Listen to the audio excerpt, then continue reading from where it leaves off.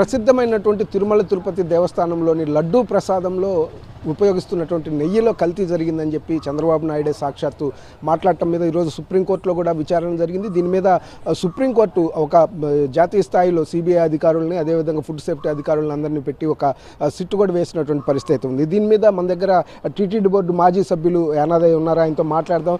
చెప్పండి, మీరు టీటీడీ బోర్డులో కూడా మెంబర్గా పనిచేశారు, ఈ వ్యవహారం అంతా దగ్గర నుండి చూస్తున్నారు. అసలు ఇప్పుడు ఈరోజు సుప్రీంకోర్టు సిట్టు వేయడాన్ని ఏ విధంగా తీసుకుంటారు?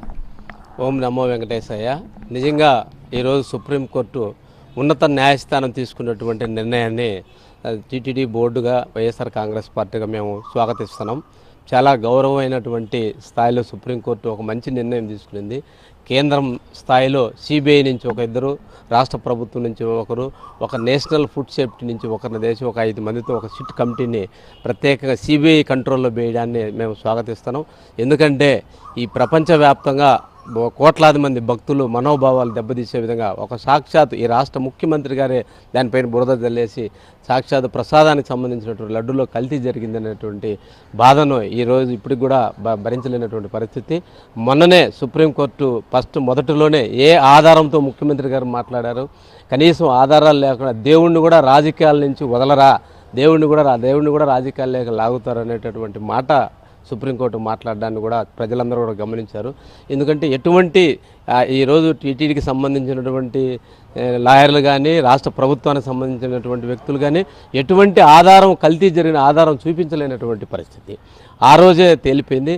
కానీ ఇది గౌరవ జగన్మోహన్ రెడ్డి గారు కూడా కేంద్రానికి లేఖ కూడా రాయడం జరిగింది దీనిపైన.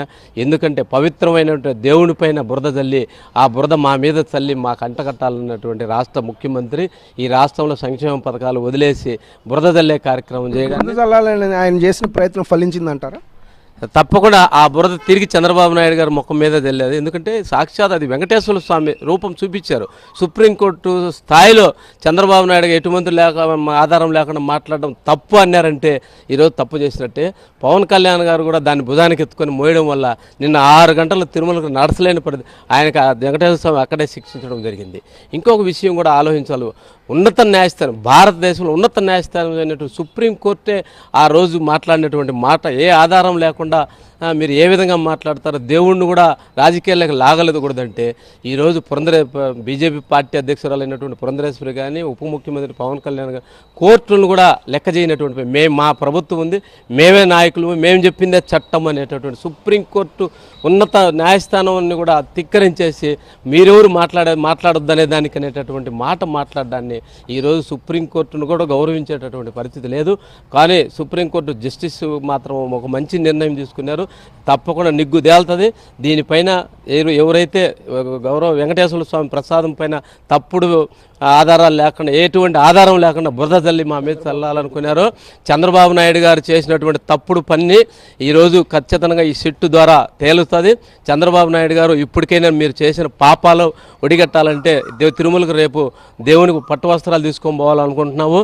తప్పకుండా తిరుపతి కిందనే నువ్వు ఆ భగవంతుని భక్తులకి క్షమాపణ చెప్పి నువ్వు తిరుమలలో అడుగుపెట్టి ఆ దేవునికి పట్టు వస్త్రాలు సమర్పించితే తప్ప నీ పాపాలు పడతాయి తప్ప, లేదంటే తప్పకుండా సుప్రీంకోర్టులో వద్దనే కాదు, నీకు ఆ వెంకటేశ్వర స్వామి కూడా మిమ్మల్ని క్షమించడు. తప్పకుండా క్షమాపణ చెప్పే నువ్వు తిరుమల పైన అడుగుపెట్టాలని కూడా మీ ద్వారా కోరుతున్నాను.